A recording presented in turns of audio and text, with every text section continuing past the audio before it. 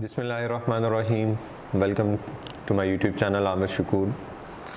और आज की जो हमारी वीडियो है ये हम मॉक डिस्कस करने लगे हैं FFA का, जो कि ओल्ड F3 था। और इस वीडियो में हम अभी जो बात करेंगे वो हम शॉर्ट पोर्शन पहले डिस्कस करेंगे, और इसी तरह ये वो क्वेश्चंस हैं जो स्टूडेंट्स का फीडबैक लिया गया, जो क्वेश्चंस एग्ज़ाम में पूछे गए हैं उन्हीं को देखते हुए ये मॉक डिज़ाइन किया गया है। और इसमें से जब आप ये क्वेश्चंस अटेम्प्ट कर रहे होंगे तो देखेंगे बहुत सारे क्वेश्चंस जो हैं वो आपको एग्ज़ाम में भी नज़र आ रहे होंगे। तो लॉन्ग के लिए हम जो है वीडियोस वो हम अलग से रिकॉर्ड करेंगे, जिसमें हम सिर्फ लॉन्ग सेक्शंस को देखेंगे। इस वीडियो में आज जो हमारा मॉक 1 है, मॉक 1 में हम सिर्फ इसमें जो हमारे पास सेक्शन ए है, जो 35 क्वेश्चंस होते हैं, आज हम सेक्शन ए को डिस्कस करने लगे। Question number 1, At the beginning of the financial year, G bought some specialist inventory at a purchase price of $3,000. The customer who orders the item has now cancelled the order, leaving G to dispose of the item at a loss of $300. At what value should the item be included in inventory in her financial statements? तो देखिए, आपने 3000 की चीज़ product inventory bot की खरीदी और अब उस पे आपको कितना लॉस हो रहा है? 300 लॉस हो रहा है। तो कॉस्ट कितनी है? 3000, एनआरवी कितनी है? 2700। तो हमने पढ़ा था inventory should be measured at lower of cost और एनआरवी। तो यहाँ पे लोअर एनआरवी है 2700, तो हम 2700 मार्क करेंगे। और इसमें एग्जाम के अंदर इस सवाल को ऐसे भी पूछा गया था कि जिस तरह हमने अभी बात की कि लॉस 300 का लॉस है, तो वहाँ पे उसने ये बात की थी कि ये जो आपने 3000 की आइटम इन्वेंट्री परचेज की है, ये आपको डिस्पोज करनी पड़ी है और आपको इस पे ये तमाम की तमाम वैल्यू लॉस हो जाएगी। तो उस केस में इन्वेंट्री की वैल्यू क्या होनी चाहिए थी? 0। और यहाँ पे जो हमने ये सवाल लिखा हुआ है, इसके मुताबिक इसकी क्या वैल्यू है? 2700 है। तो नेक्स्ट क्वेश्चन पे मूव करते हैं। Question number 2, Which two of the following material events after the reporting period are adjusting events according to IAS 10 events after the reporting period? Number 1, inventory which are included in the statement of financial position at a cost of 10,000 were sold for 7,000. तो हमने ये पहले भी पढ़ा था कि हर वो चीज़ जिसकी कंडीशन एग्जिस्ट करती हो तो वो एडजस्टिंग इवेंट होता है। तो पॉइंट ए एडजस्टिंग है। An accident occurred in the company factory injuring 5 employees, non-adjusting। Disclose करते हैं a legal claim against which a provision of 50,000 had been made was settled for $40,000। Adjusting event a 15% share holding was acquired। तो कोई भी major asset का acquire करना, dispose करना non adjusting होता है। लीगल क्लेम है जो सेटल हुआ, ईयर एंड से पहले का केस चल रहा था, एडजस्टिंग इवेंट है। तो इसमें हमने 2 इवेंट्स को सिलेक्ट करना था। Number 1, inventory which were included in the statement of financial position at cost of 10,000 were sold for 7,000। and number 2 जो हमारे पास इसमें ऑप्शन आ रही है, a legal claim against which a provision of 50,000 had been made was settled for $40,000। तो A and C is the correct option। Question number 3, Fast company undervalued its closing inventory at the year end. How will this error affect the current and quick ratios? तो जब आप closing inventory को under value करेंगे, assets कम हो जाएंगे। जब assets कम होंगे, current assets कम होंगे, करंट एसेट्स कम होंगे, तो जो करंट रेशो है वो अंडरस्टेट होगी। और क्विक रेशो का फार्मूला हमने क्या पढ़ा था? एसेट्स में से हमने क्या माइनस करना था? इन्वेंट्री माइनस करना था। अब वो इन्वेंट्री जो है आपने कम कर दी है। तो देखें, अगर आपने क्लोजिंग इन्वेंट्री को क्या किया है? अंडर वैल्यू किया है। तो आपने जब अंडर वैल्यू कर देंगे तो उसकी वजह से क्या इंपैक्ट होगा? क्विक रेशियो के ऊपर क्या इंपैक्ट होगा? जब आप कम वैल्यू माइनस करेंगे, आपने वैल्यू क्या करनी थी? ज्यादा माइनस करनी थी, आपने कम वैल्यू माइनस की। तो जब कम वैल्यू माइनस करेंगे तो एसेट्स क्या हो जाएंगे? एसेट्स क्या हो जाएंगे? बढ़ जाएंगे। और यहां पे इसका क्या इफेक्ट आना चाहिए कि क्योंकि हमारे करंट एसेट्स में से क्लोजिंग इन्वेंट्री माइनस हो रही है, तो माइनस होने की वजह से हमारे पास जो बाकी के एसेट्स हैं हमने वो लेने। तो इसका मतलब क्या है, यहां पे हमारे पास इसमें क्या इफेक्ट आएगा, नो इफेक्ट। तो करंट रेशियो अंडरस्टेट होगी और quick ratio no effect.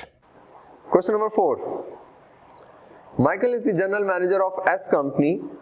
His analysis and interpretation of S company financial statement can help him to assess which two of the following: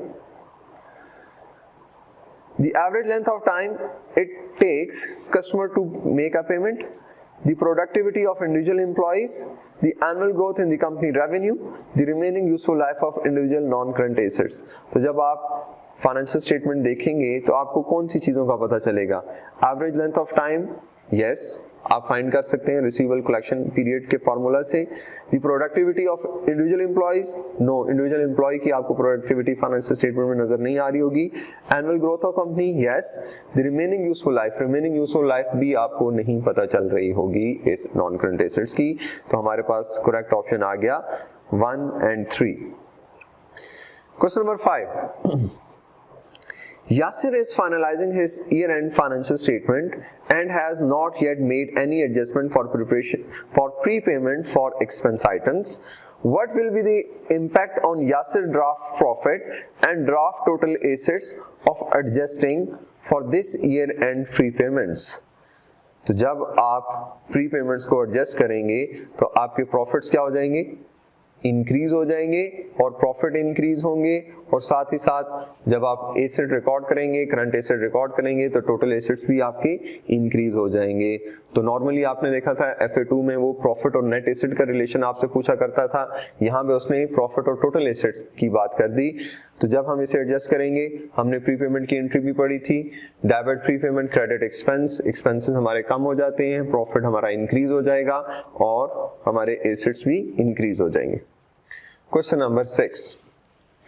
Smith receives a bank statement which shows an overdraft balance of $3,500. While carrying out a reconciliation of the cash book to the bank statement balance, the following points to highlight. Checks sent to supplier for 4039 have not been presented to the bank at the date of the bank statement. A payment of $75 has been paid out of the bank account due to a bank error. After using the above to prepare the bank reconciliation, what amount should be shown in the statement of financial position for the bank overdraft?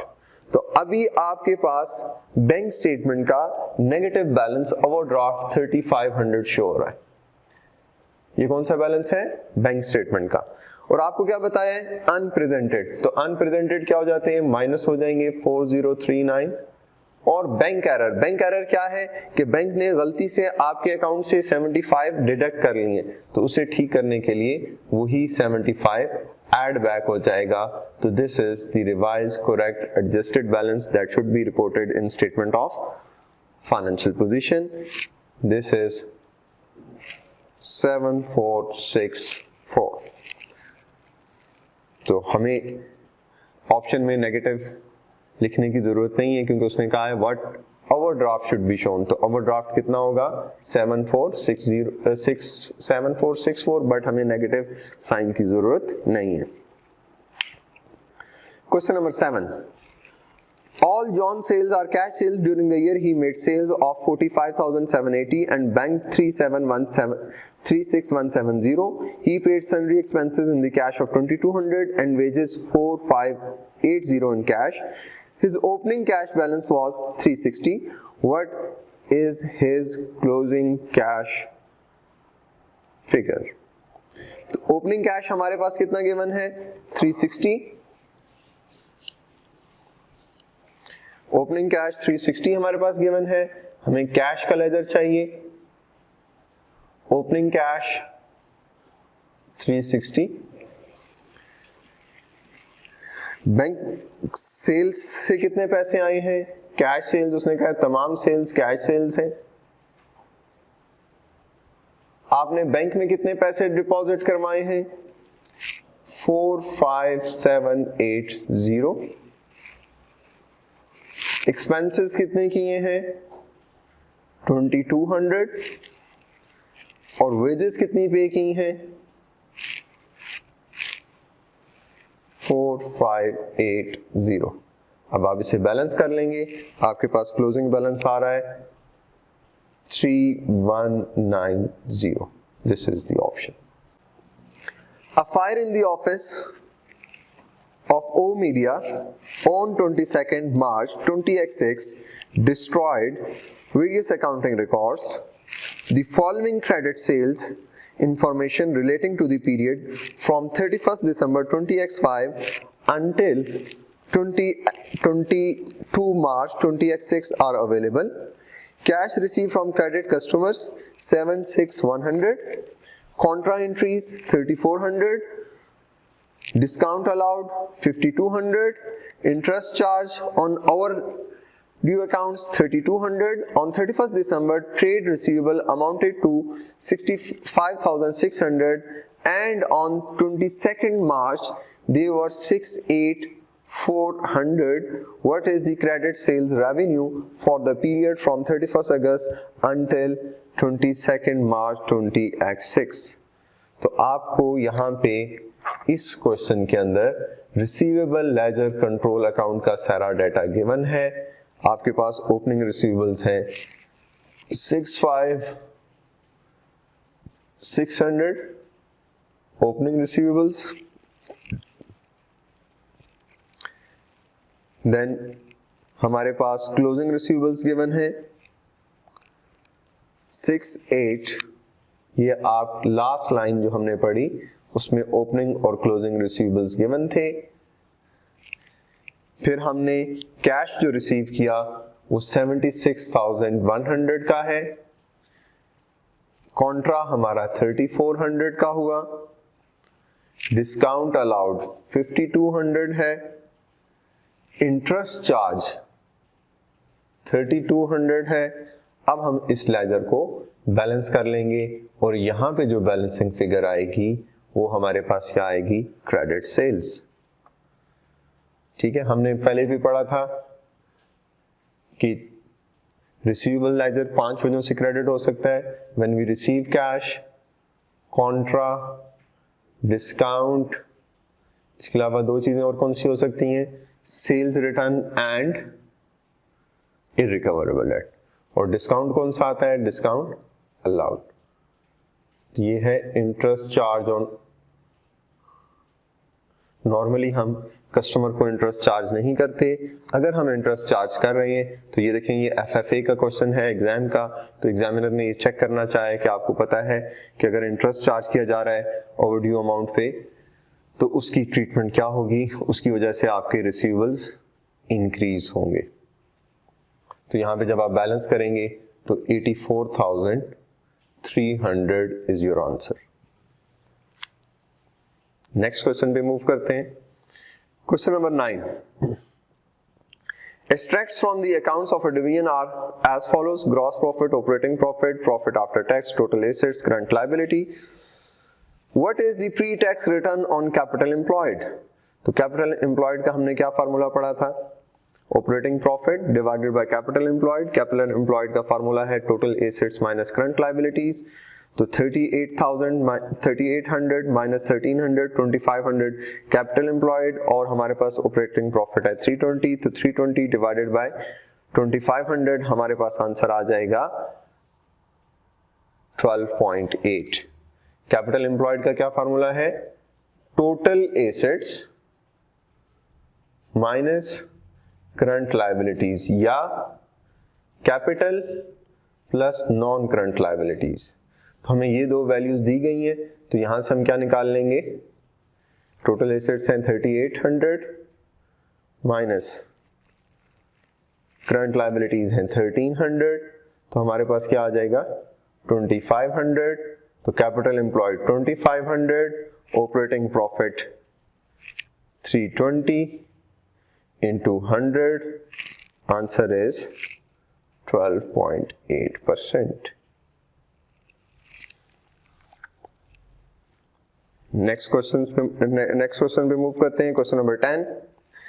The receivable ledger control account of a business shows a closing balance for the year of 420,000 which does not agree with the total of the list of individual receivable ledger balance at the year end. Subsequent checks revealed the following. The sale day book has been overcost by 15,000.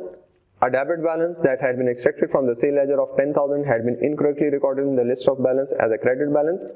What was the total of the list of individual receivable ledger balances before the error were discovered? तो हमारे पास closing balance दिया गया है, receivable ledger का closing control account का balance दिया गया है 420,000, 4,20,000। Sale day book overcast हुई है, ओवर कॉस्ट हुई है कितने से? 15,000 से। तो 15,000 आप माइनस कर दें तो आपके पास क्या आ रहा है? 4,05,000।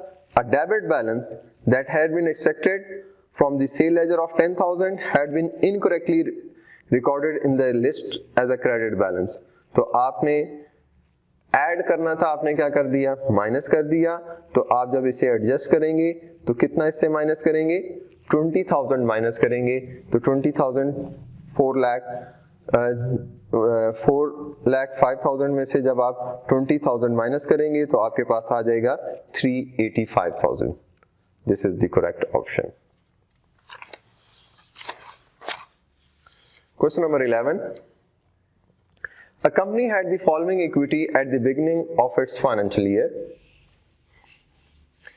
Ordinary shares $1 each. This is nominal value of one share. 300,000. Share premium account 150,000. During the year, the company made a 1-for-3 bonus issue using the share premium account, followed by a 1-for-4 right issue at 1.5 per share. What is the balance on the share premium account following these share issues? ये question भी examiner पूछता है, share premium का balance क्या होगा। Opening share premium हमारे पास 150 है, हमने हर 3 के बदले 1 शेयर। तो सबसे पहले हमें नंबर ऑफ शेयर्स पता है, नंबर ऑफ शेयर्स है 300,000, हर 3 शेयर्स के बदले 1 शेयर दिया जा रहा है, तो इसका मतलब 1 लाख नंबर ऑफ शेयर्स है। तो अब इसकी एंट्री क्या होगी? Credit share capital by 100,000, debit share premium bye 100,000।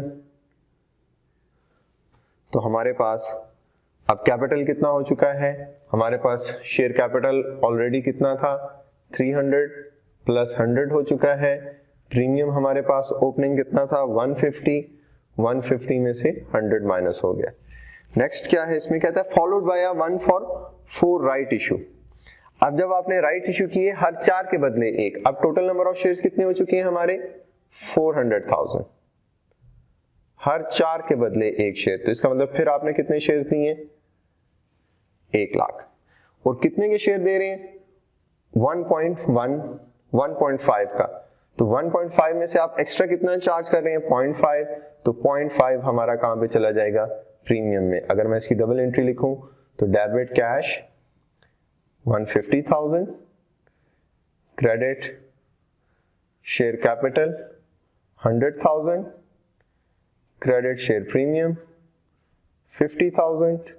तो इसका मतलब यहां पे 50 मजीद ऐड हो जाएगा और यहां पे 100 मजीद ऐड हो जाएगा। अब हमारे पास प्रीमियम कितना है? 100 का। तो दिस इज द आंसर 100,000। 1000 में फिगर है तो 100,000 is the correct option. Question number 12. Rashid follows an average cost method of valuing his closing inventory. During the last week of trading, he had the following transaction in date orders. What is the value of Rashid closing inventory at the end of the week?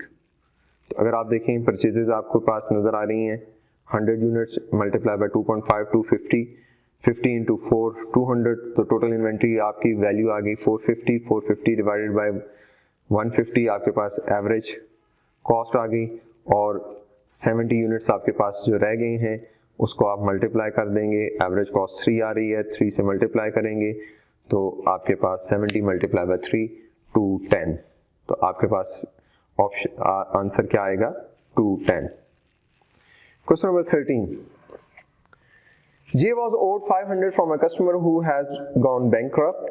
J had been informed that she will receive 0.5 for every $1 owed. They also need to increase her allowance for receivable by 275. How much will J profit will be reduced by when the items have been accounted for? तो एक customer है जिससे आपने balance लेना था, bankrupt हो गया, वो आपका एक्सपेंस है 500 और आपका अलाउंस कितने से इंक्रीज हो रहा है? अच्छा, बैंकक्रप्ट हो गया है, 500 जिससे आपने पैसे लेने थे उसका हाफ आपको मिल जाएगा, तो कितना मिल जाएगा? 250 मिल जाएगा। 250 नहीं मिलेगा तो 250 आपके लिए क्या होगा? एक्सपेंस, और जितने से अलाउंस इंक्रीज हो रहा है वो भी आपका एक्सपेंस है, तो 250 प्लस 275, तो टोटल कितना आ गया? 525। तो इसका आंसर क्या होगा? 525। Question number 14, Our receivable ledger control account include the following entries for November 20x5: opening balance, credit sales, cash received, discount allowed, irrecoverable debt written off. What is the receivable balance to be extracted into the trial balance at 30th November 20x3?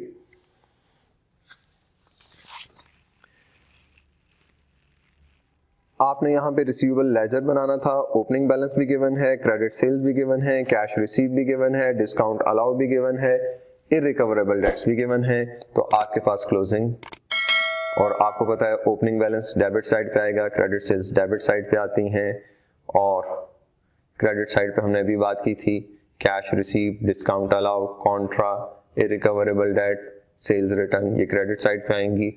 आप ये question खुद भी attempt कर सकते हैं। इसका answer आएगा 62090। Question number 15, Your non-current asset ledger accounts are being reconciled to the non-current asset register. The register showing a higher carrying amount than the ledger account. Which of the following would explain the discrepancy when non-current asset register and the ledger accounts? तो क्या कह रहे हैं कि register के अंदर आपके पास जो कैरिंग अमाउंट है वो ज्यादा शो हो रही है लेजर से। तो ऐसा क्यों हो सकता है? तो ऐसा इसलिए हुआ है कि आपने एक आइटम को डिस्पोज किया है और जिसको रजिस्टर से रिमूव नहीं किया। तो एक चीज जो डिस्पोज हो चुकी है और उसको रजिस्टर से रिमूव नहीं किया तो रजिस्टर की वैल्यू ज्यादा शो हो रही होगी। तो यही करेक्ट ऑप्शन है क्वेश्चन नंबर 15 का third option. Question number 16, What is the net cash outflow from investing activities for the year ended 30th June 20x7? हमारे से इस क्वेश्चन में कैश फ्लो का क्वेश्चन है, इन्वेस्टिंग एक्टिविटीज का पूछा है। कहता है the following transaction are undertaken by C company during the year ended 30th June 20x7.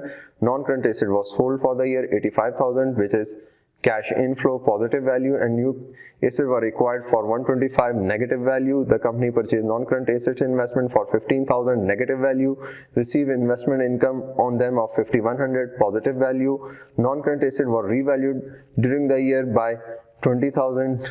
Investing activities में नहीं आएगा, ये cash flow भी नहीं है, cash flow में नहीं आएगा। The company also received interest of 2,340. तो ये जो interest income है ये भी investing में आएगी, positive value.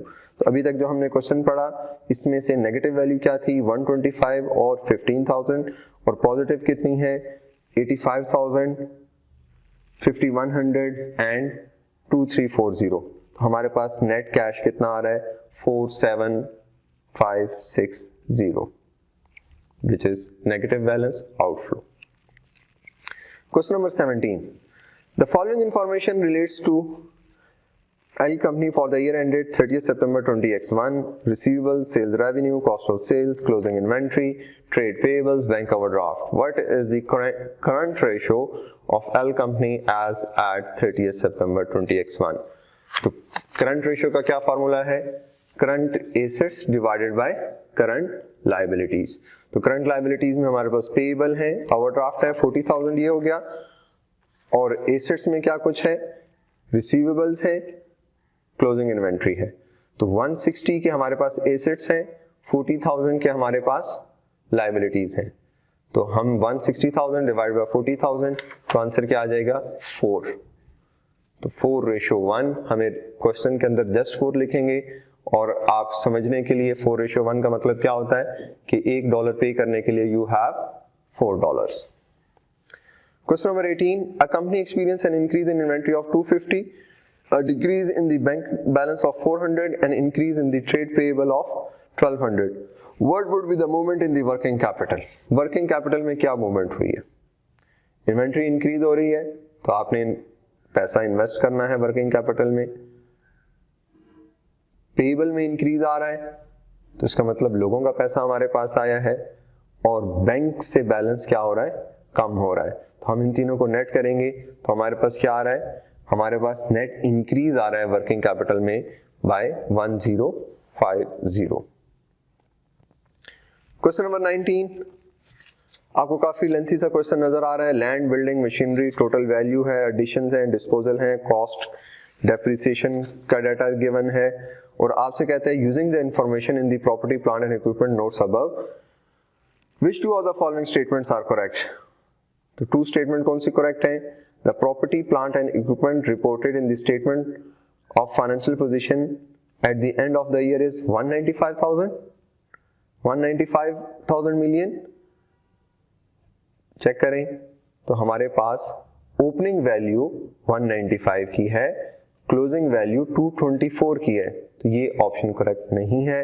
Asset with the carrying value of 3 million had been disposed of. Yes, कैसे पता चला? अगर आप क्वेश्चन में देखें आपके पास जो एसेट डिस्पोज हो रहा है उसकी कॉस्ट कितनी थी? 18, और उसकी एक्युमुलेटेड डेप्रिसिएशन कितनी थी? 15। तो 18 माइनस 15, 3 मिलियन का एसेट डिस्पोज ऑफ हुआ है। तो सेकंड ऑप्शन ठीक है। कहता है the statement of profit and loss would show a depreciation expense of 58 million. तो हम जाके देखें हमारा करंट ईयर एक्सपेंस कितना है? 58, 40 प्लस 8, 18, 58 मिलियन, बिल्कुल ठीक है। There has been increase in the revaluation surplus in the year. तो हमें अगर हम देखें तो हमारे पास रीवैल्यूएशन इंक्रीज कुछ नहीं आया, तो इसका मतलब क्या है कि कौन सी दो स्टेटमेंट्स ठीक हैं?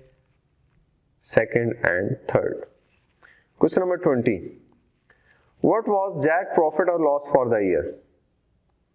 आपने प्रॉफिट या लॉस फाइंड करना है। Jack, a sole trader, had the following assets and liability at the beginning and at the end of its financial year. Beginning के ऊपर आपके पास motor vehicle, cash, bank overdraft, inventory. तो opening आपके पास तमाम एसेट्स कितने के हैं जी? 17,500 के। Eight the end of the year vehicle आपके पास 10,000 की है, कैश नेगेटिव हो चुका है, इन्वेंट्री है, रिसीवेबल्स हैं, और ये कितने के हैं? 19,100 के। अब यहां से हमने वो बता क्या रहा है? नो ड्रॉइंग्स वर मेड और capital introduced during the year. अगर हम ओपनिंग की बात करें, ओपनिंग एसेट्स किसके इक्वल होंगे? Assets is equal to capital plus liabilities. तो हमारे पास लायबिलिटी 0 थी, तो हमारे पास ओपनिंग कैपिटल कितना आ रहा है? 17,500। अब इसी तरह हम क्लोजिंग भी निकाल लेते हैं। क्लोजिंग कैसे निकालेंगे? क्लोजिंग एसेट्स भी गिवन है, हम कैपिटल भी हम देख लेते हैं, और ड्राइंग्स नहीं हुई, कोई और इंट्रोडक्शन नहीं हुआ, तो जब आप इसे बैलेंस करेंगे तो आपको पता चल जाएगा कि आपके पास लॉस कितना आ रहा है? 2650 का लॉस आ रहा है। अब हमारे पास नेक्स्ट है क्वेश्चन नंबर 21।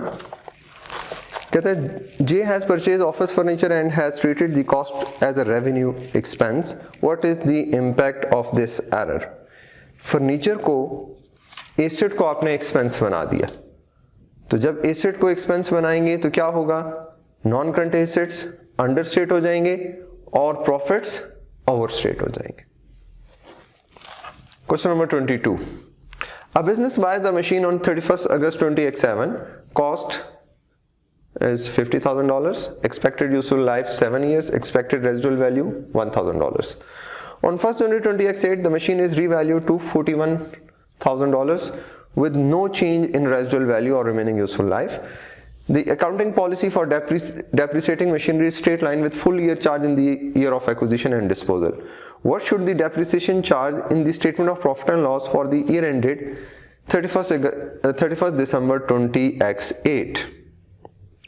तो जब आपने एसेट को रीवैल्यू किया और यूजफुल लाइफ और रेजिडुअल वैल्यू में कोई चेंज नहीं आया, रेजिडुअल वैल्यू 1000 है, 41 माइनस 1 40,000 डिवाइडेड बाय कितने साल रह चुके हैं, रिमेनिंग लाइफ कितनी है? 4 इयर्स।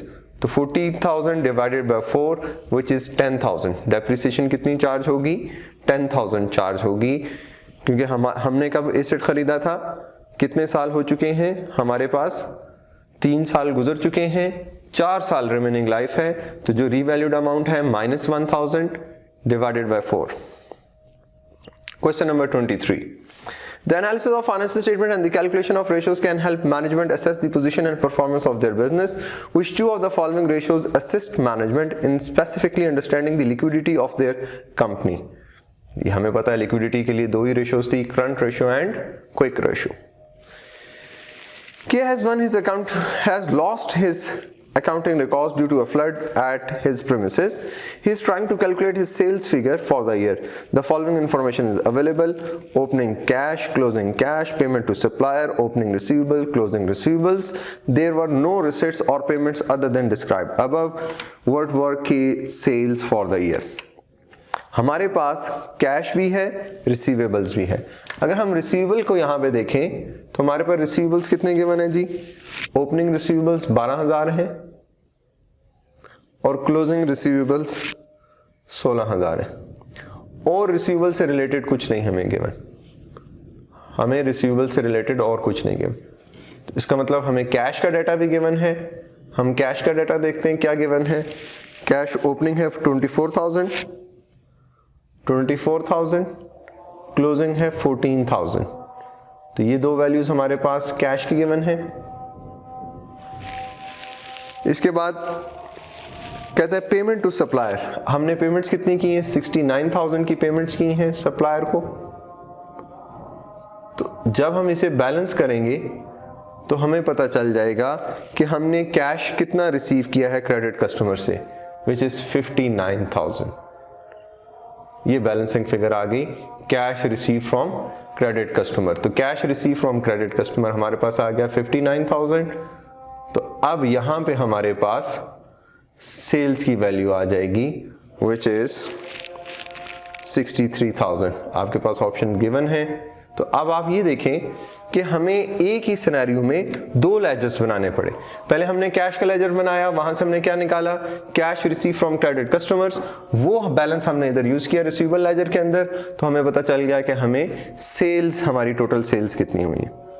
क्वेश्चन नंबर 25 कहता है company calculates its accounts payable period as follows: trade payables divided by credit purchases into 365.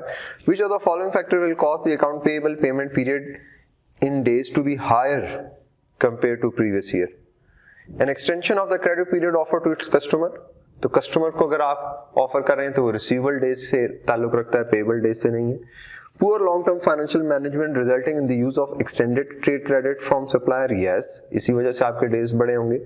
Two major supplier offering a significant cash discount for early payment. तो आप अगर early payment के लिए discount avail करेंगे तो payable days कम होंगे, बढ़ेंगे नहीं। तो इसका मतलब क्या है कि 2 ओनली, हमारे पास कौन सी ऑप्शन आएगी, सी ऑप्शन 2 ओनली।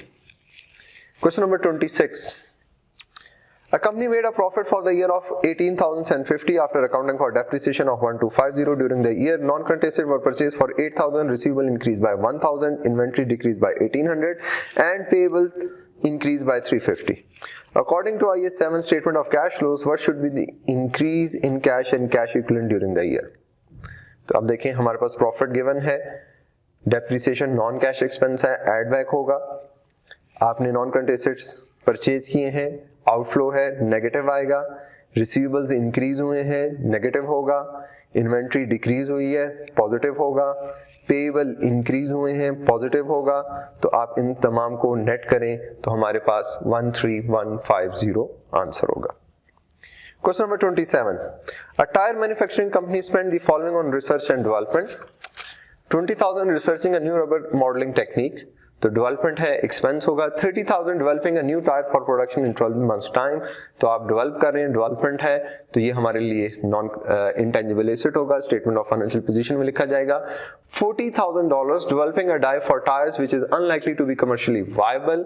तो जब कमर्शियली वायबल नहीं है तो एक्सपेंस होगा। आपसे पूछा जा रहा है कि बताओ according to IAS 38 intangible assets profit and loss में क्या जाएगा और स्टेटमेंट ऑफ फाइनेंशियल पोजीशन में क्या जाएगा। तो पहला भी एक्सपेंस है, लास्ट भी एक्सपेंस है, तो 60,000 एक्सपेंस है और 30,000 स्टेटमेंट ऑफ फाइनेंशियल पोजीशन में एज एन एसेट जाएगा, B option. Question number 28, The balance on the receivable account at 1st October is $1,500. The total of the sale day book for September is $3,600. The cash receipt book contained total receipt from customer of $2,500. Included in the total receipts was $700 received from cash sales. The remainder of the receipts were from credit customers. What should the balance on the receivable account at 30th September? आपने receivable ledger बनाना था,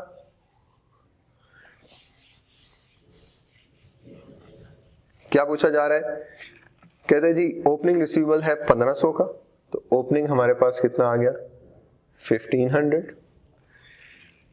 sales कितनी हुई है 3600 की।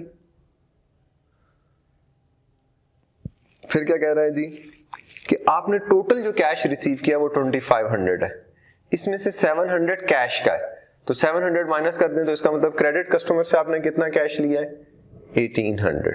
अब आप इसे balance कर लें तो आपके पास क्लोजिंग रिसीवेबल्स आ जाएंगे 3300।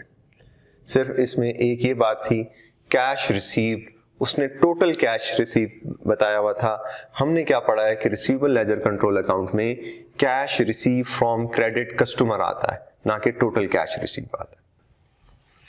Question number 29। J's cars have a balance on their suspense account of 324 debit. Which two of the following error could on its own explain this? कौन सी साइड वीक है? डेबिट साइड वीक है और इसीलिए debit side पे suspense बना है 324 का। तो आपसे कह रहा है कौन सी दो ऐसी वजह हैं जिनकी वजह से ये सस्पेंस बना है। Number 1, omitting interest paid of 324 from the trial balance. तो आपने इंटरेस्ट पे किया, एक्सपेंस था, ओमिट कर लिया, डेबिट साइड वीक होगी, डेबिट पे सस्पेंस बनेगा, बिल्कुल ठीक है। Cash sales of 162 debited to the sale account but correctly recorded in the cash. दोनों एंट्रीज डेबिट कर दी, जब दोनों डेबिट करेंगे तो क्रेडिट साइड वीक होगी और सस्पेंस क्रेडिट पे बनेगा। Number 3, an invoice for material for 324 debited to wages but correctly recorded in the payable. आपने डेबिट भी किया है और क्रेडिट भी किया है, तो इसका मतलब क्या है, सस्पेंस नहीं बनेगा। लास्ट देखें, rent paid of 162 credited to rent account but correctly in cash. तो दोनों चीजों को आपने क्या कर लिया, क्रेडिट कर लिया। तो कौन सी साइड वीक होगी, डेबिट साइड वीक होगी, कितने से 324 से। तो दो फैक्टर्स कौन से हैं, A and D. Question number 30, S uses FIFO inventory valuation during transaction during July 20X6 were as follows। कुछ ट्रांजेक्शन दी हुई है, what value should be recorded for the inventory at 31st July 20X6। तो हमने बात की थी बड़ी simple सी, FIFO के अंदर क्लोजिंग इन्वेंट्री फाइंड करनी हो तो हमने कहा था हम टोटल इन्वेंट्री को देख लें, उसमें से जितनी यूज कर ली है उसे माइनस कर दें, रिमेनिंग को जो लेटेस्ट रेट है, जो नीचे से हमारे पास सबसे पहले जो हमने लेटेस्ट रेट लिया हुआ है वो कौन सा है 52 है, फिर उसके बाद भी अगर यूनिट्स होंगे तो 55 पे आएगा, हमारे पास ऑप्शन आ जाएगा। क्योंकि ये अब आप FA1 FA2 में बार बार ये क्वेश्चन कर चुके हैं। क्वेश्चन नंबर 31 पे चलते हैं। कहता है J is preparing her annual accounts for the year ended 31st May 2007. She has been reviewing her accounts receivable and has decided to increase her allowance for receivable from 550 to 1050. तो allowance का increase expense होता है, 500 expense बनना चाहिए। J has accounted for this by debiting the receivable account expense with 1050 and credited the allowance. तो what is the effect of error? तो आपने 500 का एक्सपेंस बनाना था, आपने 1050 का एक्सपेंस बना दिया, तो एक्सपेंस ज्यादा बनाने से प्रॉफिट कम होगा, और जब प्रॉफिट कम होगा तो नेट एसेट्स या कैपिटल भी कम होगा। तो both understated. Question number 32, which of the following statement is correct in accordance with IAS 37 provisions, contingent liabilities and contingent assets? A contingent liability should always be disclosed in the notes to the financial statement regardless of the probability of its payment. No. अगर remote होगा तो हमने कहा था हम ignore करेंगे। A contingent is an expense? No. A contingent asset is recognized? No. Contingent को हमने कहा था डिस्क्लोज करते हैं, रिकग्नाइज नहीं होता। लास्ट ऑप्शन क्या बच गई, contingent assets and contingent liability should be separately disclosed in the notes to the financial statements and are not net off. Yes, this is the correct option. Question number 33. A has 500,000 Ordinary shares in issue with a market price of 2 per share. He wishes to raise finance and issues the existing shareholder 1 new share for every 5 they already hold at a price of 1.8. What type of share issue has A entered into? This is right issue. Market value से कम value पे आप जब share issue करते हैं तो उसे हम क्या कहते हैं? Right issue. दो डॉलर का शेयर है, आप 1.8 का दे रहे हैं, तो ये क्या होगा? Right issue. Question number 34. Return on capital employed can be broken down into 2 key accounting ratios. कौन सी 2 accounting ratios को हम मल्टीप्लाई करें तो ROCE बनता है? Profit margin and net asset turnover. Question number 35. ABC company equity at 1st January was as follows. Ordinary share capital 500, share premium 150, retain earning 800. On 30th June there was a 1 for 5 bonus issue, and on 30th September there was 1 for 3 bonus issue. Bonus issue are made from the share premium account wherever possible. What is the balance of retain earning after the bonus issue? तो हमारे पास opening bonus issue opening capital कितना है? 500 capital है और share premium कितना है? 150। Revaluation reserve कितने के हैं?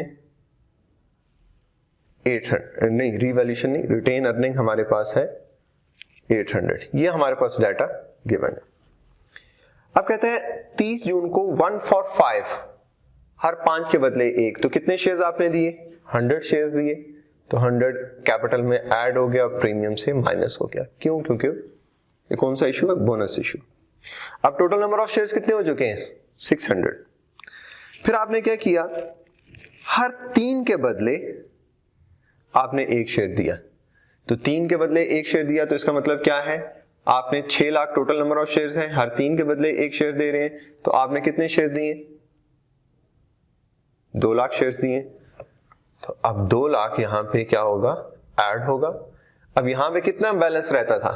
50, तो 50 यहां से माइनस हो जाएगा, बाकी 150 रिटेन अर्निंग से माइनस होगा। तो 800 माइनस 150 650, ये हमारे पास 0 हो चुका है और ये हमारे पास 800 हो चुका है। तो आपसे पूछ रहा है what is the balance on retained earning after these two transaction. Bonus issue दोनों करने के बाद हमारे पास रिटेन अर्निंग में कितने बैलेंस आएगा? 650। बोनस इशू में याद रखना है कि हम बोनस इशू शेयर प्रीमियम से देते हैं, जब शेयर प्रीमियम खत्म हो जाए तो उसके बाद हम रिटेन अर्निंग को चार्ज करेंगे। तो ये हमारे शॉर्ट क्वेश्चन से मॉक 1। अब हम नेक्स्ट इसी तरह मॉक 2, 3, 4 सारे डिस्कस भी करेंगे। शॉर्ट के लिए हम अलग वीडियोस बनाएंगे और लॉन्ग के लिए हम अलग से वीडियोस बनाएंगे।